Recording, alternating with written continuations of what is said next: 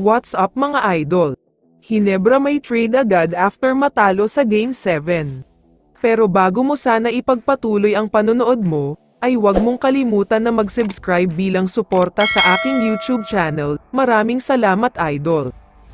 Congratulate muna sandali natin ang bagong kampyon sa PBA Commissioner's Cup na TNT Tropang Giga.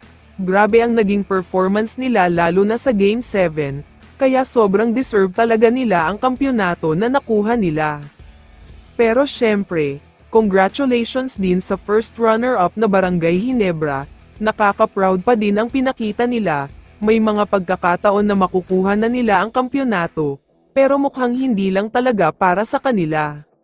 Ang next conference ay Philippine Cup na, gagawa daw ng paraan ang TNT para mag-champion ulit dahil running for Grand Slam champion sila, pero hindi na daw hahayaan ng Hinebra yan dahil babawi talaga sila next conference.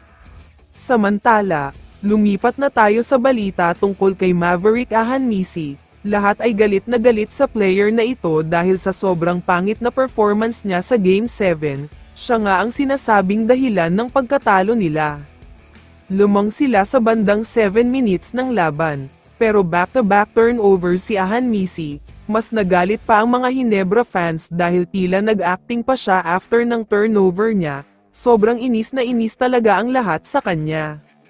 Pati si Troy Rosario ay kinaiinisan na ngayon ng lahat ng mga fans, pero base sa mga kumakalat na post ngayon sa social media, grabe pala ang pinagdaanan niya dahil sa mga injury niya, pero hindi ma-appreciate ng mga fans ang ginawa niya.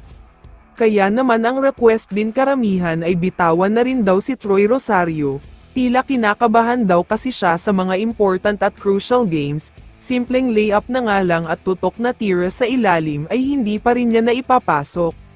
Kaya naman ayon sa mga sources, ngayong natapos na ang finals, gagawa na daw agad ng trade ang Hinebra, posibleng na kay Rosario at Ahanmisi daw ang bibitawan, dahil nga hindi satisfied ang management sa ipinakita nila. Pero kung ako ang tatanungin, sa tingin ko ay dapat na sigurong bitawan si Ahanmisi, dahil ilang conference na silang hindi nakakatikim ng kampyonato simula noong dumating siya, mukhang hindi rin fit ang style of play niya dahil ball dominant siya.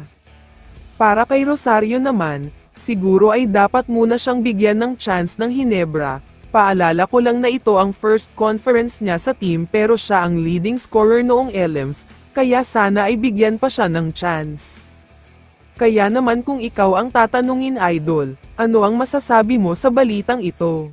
I-comment mo naman ang sagot mo sa tanong na ito. So dito na nagtatapos ang video na ito. Maraming salamat sa pagsuporta at panonood mga idol. Ingat at bye-bye.